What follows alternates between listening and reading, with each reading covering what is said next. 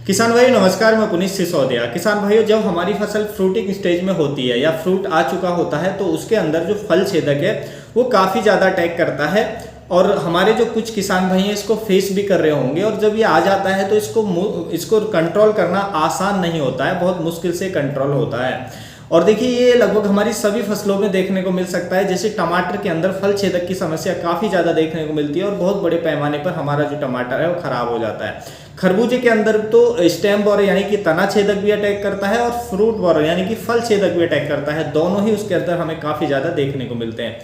इसी तरह बैंगन के अंदर फल छेदक बहुत ज़्यादा अटैक करता है और उसमें सूट बोरर भी काफ़ी ज़्यादा हमें देखने को मिलता है। इसी तरह भिंडी के अंदर, तरबूज के अंदर फ्रूट बोरर काफ़ी ज़्यादा देखने को मिलता है। तो लगभग सभी फसलों में जब फ्रूट आता है तो फल छेदक की समस्या आती है या स्टेम बोरर की समस्या हमें देखने को मिलती है।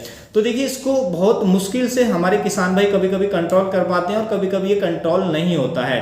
तो आज की इस वीडियो में हम इसी को कंट्रोल को लेकर के एक इंसेक्टिसाइड के बारे में आपको जानकारी देने वाले हैं, जिससे चाहे आपका फ्रूट बोरर हो, फल छेदक हो, चाहे स्टेम बोरर हो, उसको ये बहुत ही प्रभावी तरीके से कंट्रोल करता है। हम जो बात कर रहे हैं वो कर रहे हैं सिंजेंटा के एम्प्लीगो इंसेक्टिसाइड के बारे में, क्योंकि हमने इसका यूज किया है इसलिए इस कॉन्फिडेंस के साथ हम आपको इसके बारे में बता रहे हैं। काफ़ी अच्छा इसका रिजल्ट हमें देखने को मिला है। तो बहुत अच्छे से ये फल छेदक हो या तना छेदक हो उसको कंट्रोल करता है। उसके साथ साथ और भी इंसेक्ट पे काम करता है, तो उसके बारे में भी जानेंगे कौन कौन से इंसेक्ट पे ये काम करता है, क्या इसकी डोज है, क्या इसकी कीमत है, कौन कौन से टेक्निकल होते हैं, कैसे काम करता है, कितने दिन बाद इसका रिपीट स्प्रे हमें लेना चाहिए, किस स्टेज में हमें इसका स्प्रे नहीं करना चाहिए। तो कंप्लीट इन्फॉर्मेशन लेंगे। वीडियो अच्छा लगे लाइक कीजिएगा, अच्छा ना लगे तो आप इसे डिसलाइक भी कर सकते हैं। तो चलिए जानते हैं। देखिए, ये जो एम्प्लीगो आता है सिंजेंटा कंपनी का, इसके अंदर हम टेक्निकल की बात करें तो इसके अंदर हमें दो टेक्निकलों का कॉम्बिनेशन देखने को मिलता है। पहला टेक्निकल होता है इसमें लैम्डा साइलोथ्रिन, जो हमें 4.6% इसके अंदर देखने को मिलता है। दूसरा इसके अंदर होता है क्लोरेंट्रानिलिप्रोल, जो हमें 9.3% देखने को मिलता है। तो ये दो टेक्निकल होते हैं, दोनों ही जो बड़े कीटों पे काफ़ी अच्छा काम करते हैं। इसके अंदर जो लैम्डा साइलोथ्रिन होता है उसके अंदर कॉन्टैक्ट एंड स्टोमक एक्शन होता है, जिससे जो भी कीट कांटेक्ट में आता है उसको खत्म कर देता है। बाद में ट्रीटेड पत्ती को जो भी कीट खाता है उसके पेट में केमिकल जाता है तो उसको ये खत्म करने का काम करता है, जो लैम्डा साइलोथ्रिन होता है। और इसके अंदर जो क्लोरेंट्रानिलिप्रोल होता है उसके अंदर ट्रांसलैमिनार एक्शन भी होता है, यानी जब हम स्प्रे करते हैं तो वो पत्तियों के आर पार हो जाता है, जिससे बहुत ही अच्छे से वो हिडन पेस्ट को भी कंट्रोल कर पाता है। तो वो जो क्लोरेंट्रानिलिप्रोल है वो बहुत ही प्रभावी तरीके से फल छेदक, तना छेदक और भी जो बड़े कीट है उनको कंट्रोल करता है। और देखिए, इसके अंदर जो एम्प्लीगो होता है इसके अंदर ओविसाइडल एक्शन भी होता है, यानी कि जब हम इसका स्प्रे करते हैं तो कीट के जो अंडे होते हैं उनको भी नष्ट कर देता है। कीट जो लार्वा है उसको तो खत्म करेगा ही, साथ में एग को भी नष्ट कर देगा, जिससे हमें बहुत प्रभावी कंट्रोल देखने को मिलता है। फसलों के अंदर प्रभावी और लॉन्ग ड्यूरेशन तक कंट्रोल देखने को मिलता है, क्योंकि बहुत सारे कीटनाशक होते हैं कि हम उसका स्प्रे करते हैं, केवल वो लार्वा पर काम करते हैं, तो वो सूंडी को या लार्वा को तो खत्म कर देते हैं, लेकिन उसके जो एग होते हैं, अंडे होते हैं, वो वैसे के वैसे बने रहते हैं और कुछ समय बाद उनसे एग से हैचिंग होकर के फिर लार्वा निकलता है जो हमारी फसल पे दोबारा से अटैक करता है। इससे जो कीट है वो प्रभावी कंट्रोल कीट पर हमें देखने को नहीं मिलता है। लेकिन यदि हम एम्प्लीगो का यूज करें तो ये लार्वा को भी, एग को भी कंट्रोल करेगा, जिससे हमें बहुत प्रभावी कंट्रोल देखने को मिलेगा। उसके साथ साथ एडल्ट को भी कंट्रोल करता है। तो बहुत ही अच्छे से हम इसका उपयोग कर सकते हैं अपनी फसलों के अंदर।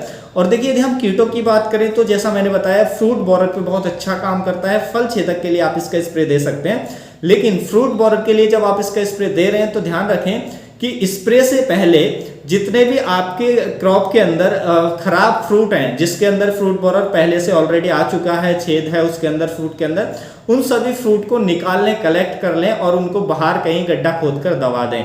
तो ये करेंगे तो और भी अच्छा आपको कंट्रोल देखने को मिलेगा। उसके बाद आप इसका स्प्रे कर दें तो आप देखेंगे बहुत ही प्रभावी कंट्रोल आप जो फल छेदक है उस पर आपको देखने को मिलेगा एम्प्लीगो के स्प्रे के बाद। उसी तरीके से यदि स्टेम बोरर यानी कि तना छेदक की समस्या है तो तना छेदक को भी ये बहुत अच्छे से कंट्रोल करता है।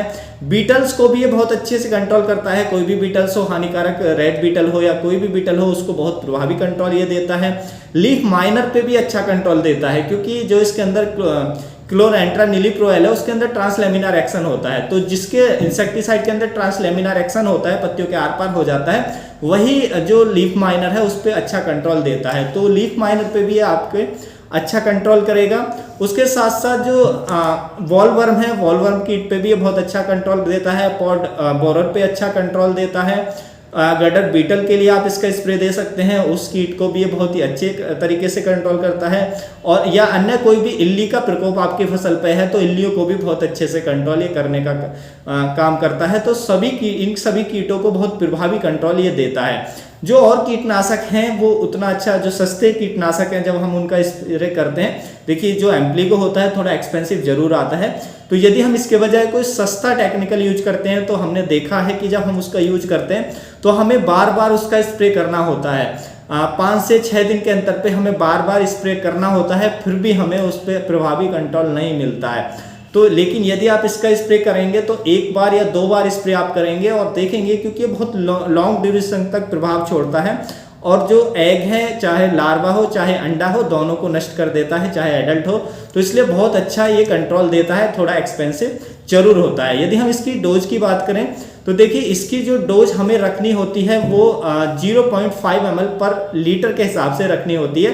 1 एकड़ की फसल के लिए इसकी 100 ml की मात्रा पर्याप्त रहती है।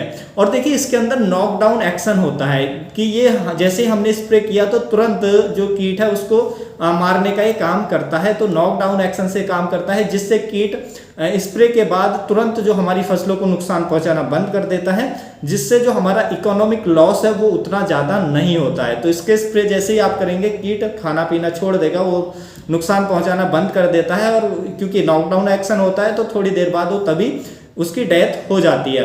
और देखिए ये ZC फॉर्मुलेशन में आता है ये जो टेक्निकल है। तो ZC का मतलब होता है जियोम कैप्सूल के फॉर्मुलेशन में। उसकी यदि मैं फुल फॉर्म की बात करूं तो वो होती है जियोम कैप्सूल, जिसका इसका मतलब होता है कि बहुत फास्ट काम करता है, कि बहुत ही क्विक एक्शन इसके अंदर होता है। स्प्रे करेंगे तो क्विक एक्शन दिखा देता है इस फॉर्मुलेशन के कारण, तो बहुत ही अच्छा प्रभाव ये छोड़ता है। और देखिए बहुत लंबे समय तक काम करता है, लगभग 18 से 20 दिनों तक ये हमारी फसलों पर इसका जो रिजल्ट है वो देखने को मिलता है। हालांकि जो रिजल्ट टाइम है वो अलग अलग फसलों के लिए अलग अलग हो सकता है, तो मिनिमम आप 18 से 20 दिनों तक मान सकते हैं। लेकिन यदि आपकी फसलों के अंदर जो कीट है उसका अटैक ज़्यादा है, मान लीजिए फल छेदक का अटैक ज़्यादा है, तो मिनिमम 8 से 10 दिन के अंतर से इसका एक और स्प्रे रिपीट कर दें तो आप देखेंगे कि बहुत ही अच्छे से जो भी फल छेदक है या तना छेदक है वो आप उस पर आपको कंट्रोल देखने को मिलेगा। तो बहुत ही अच्छा कंट्रोल देता है, तो आप इसका उपयोग कर सकते हैं। और यदि हम इसकी कीमत की बात करें तो देखिए एक्सपेंसिव ये जरूर है।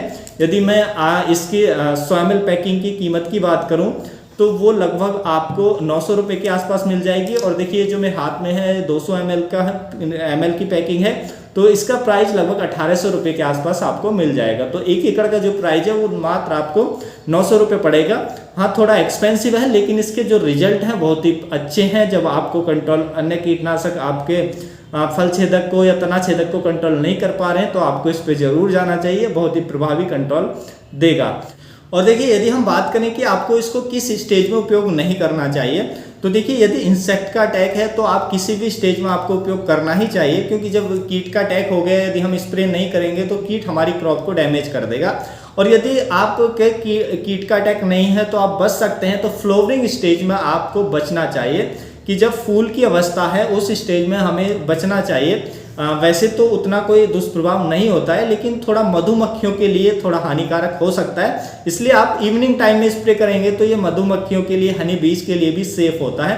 तो आप लगभग इसको किसी भी स्टेज में उपयोग कर सकते हैं, कोई दिक्कत नहीं आती है। तो उम्मीद है किसान भाइयों जो आज की जानकारी आपको अच्छी लगी होगी। जानकारी अच्छी लगी तो वीडियो को लाइक कीजिएगा, ज़्यादा से ज़्यादा फार्मर के साथ इसे शेयर कीजिएगा ताकि उन तक भी ये जानकारी पहुंच सके। मिलूंगा मैं आपको एक और नई वीडियो में नई जानकारी के साथ। आप अपना बहुत बहुत ख्याल रखिएगा।